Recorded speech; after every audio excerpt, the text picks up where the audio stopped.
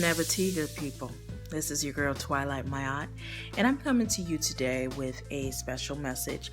I actually had to do this one because I think it's so important as we're moving into the Great Awakening to not be so generalized in the way that we understand and process information, but to make it very specific and tangible and applicable. So you may be aware of what an energy vampire is. However, I'd like to add a lot more to it, and I'd like to make some clear distinctions on energy vampirism and what to do and how to look for it.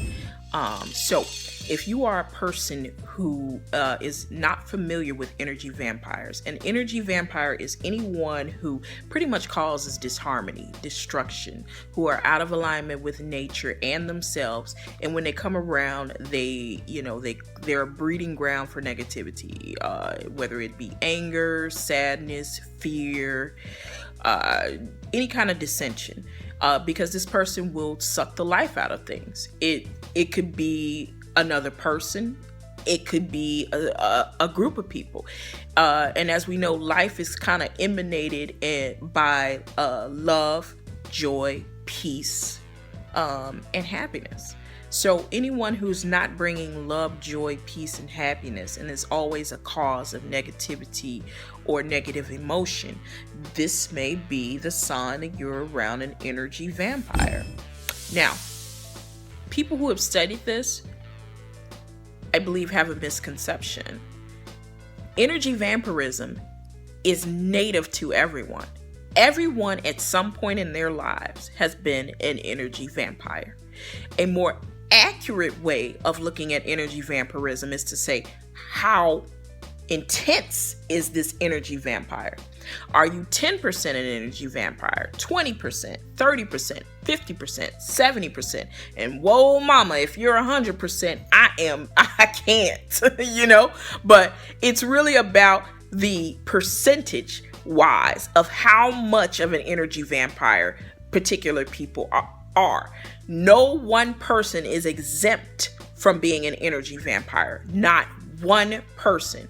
You could call yourself a enlightened, conscious, aware, awakener, psychologist. It doesn't matter. The reason being is because we're all people.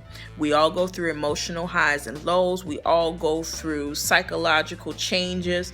And in fact, in the Great Awakening, there are so many shifts in energy that there are times when you would unintentionally be an energy vampire.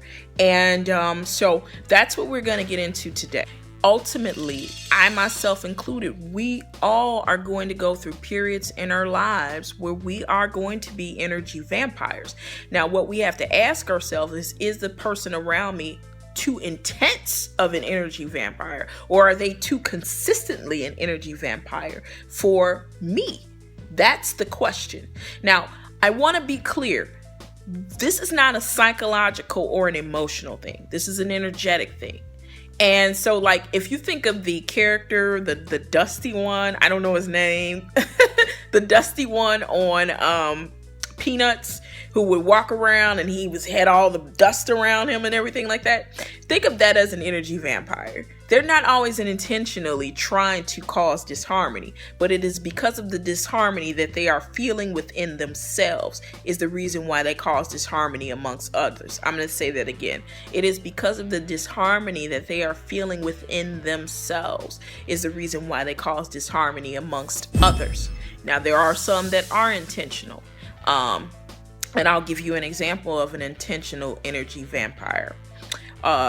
This would be someone on the surface. We may call them a shit starter or an instigator, if you remember that from back in the day. But those are the people that, because of their own internal disharmony, you'll notice that they'll cause dissension and disharmony amongst groups of people, and then they're nowhere to be found. They're gone somewhere smirking. And the reason being is because this is a power play. This is absolutely a power play. It makes them feel powerful because of their own internal misery to bring misery to others. See, they don't want to be on the low frequency by themselves. It's lonely. you know? And so if everyone else is vibrating higher and here they are on their super low frequency, they want everyone else to join them, right? And so what they'll do is they'll create and conspicuously create situations of disharmony to cause everyone to be at odds with each other and bring down the vibration of everyone in a group, or bring down the vibration of one person, and so on and so forth. It's that person at the job who's always got some vindictive agenda, or that person who passive aggressively pushes your buttons, your emotional triggers. Oh my gosh. And those are the worst ones. I've come across those a lot. They will find an emotional trigger in you and they will constantly press that button anytime they can. And what they'll do is they'll press that button and they'll know exactly what to do to press that button. And then they'll go off in a corner and shake and say, but I'm the victim. Why are you treating me this way? You're so rude and you're so mean. Even though I inconspicuously pressed your buttons and got a reaction out of you, and now here you are on that low vibrational frequency, but I'm the victim here. I can't believe you. And so if you've come across those types, they're very inconspicuous and once again passive aggressive, and it's a power play. It by pulling you down to their low frequency, it justifies the disharmony within them. If you're a passionate person, you may be inclined to want to go and argue with them. You may be inclined to want to defend yourself against this passive aggressive, inconspicuous, vindictive individual. And you know what ends up happening? Because they were looking for you to lower your frequency anyway, when you begin to argue with them, they'll just sit back and look at you. See, I told you. You see what I'm saying? And they'll put you in a position where you are all out of disharmony with yourself, and you've gotten out of your highest self and your character. And that was just because they pushed your emotional trigger, or instigated a situation, or created an environment that would cause you to react. The important thing to know when you're a passionate person, and I myself am an empath, when you can sense these certain things, you can't address these people head on, because already it was a power play from the beginning. So they had no intention on admitting that they were wrong. This was not an act of something that they weren't aware of. They were very aware of it when they pushed your emotional trigger. It is your responsibility as the person to either A, transcend and deal with the internal emotional trigger that is causing you to be a victim, or B, remove yourself. Or there's another option to just not to react, but to respond. By doing so, you reclaim your power. When you react, you allow yourself to become lower on the frequency, and you allow yourself to become exactly the way that they wanted you to become anyway, because it was their ultimate objective to intentionally lower your vibration. So anytime we are doing these works, it is always definitely our responsibility. We have to look at what we are doing to continue to attract certain various groups of people and attract these type of situations. And even sometimes we're bringing it out in people. What are we doing here? Because a lot of times we can find that the situations that we find ourselves in, we've found ourselves in over and over and over and over again. So when you keep finding yourself in a situation, the change that needs to happen is not the environment. Most of the time it's you. The unintentional energy vampire is similar to like when you're watching television and you see vampires and they're looking in the mirror and they can't see themselves. The unintentional energy vampire is not self-aware. They do not know that that is what they are doing, that they are sucking the life out of other people.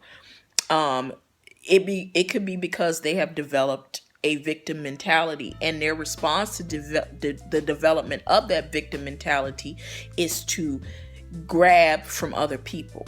They're the person that's always needing to talk, always got 1,000 problems every time you talk to them, no solutions, always focused on the problem. And it is because they have developed a self-loathing mentality.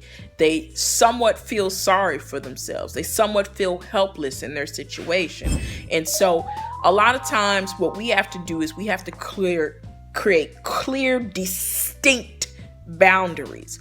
And the reason that I say that is because what happens is, once again, this is not a matter of emotion or compassion.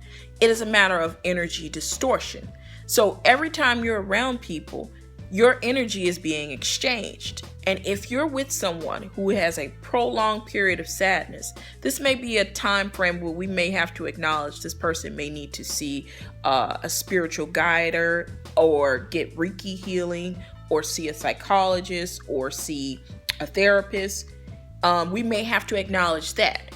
That is maybe a reason and something that's above our grade level of what we can do. As awakeners, we're here to plant seed. We're here to empower people. However, we are not an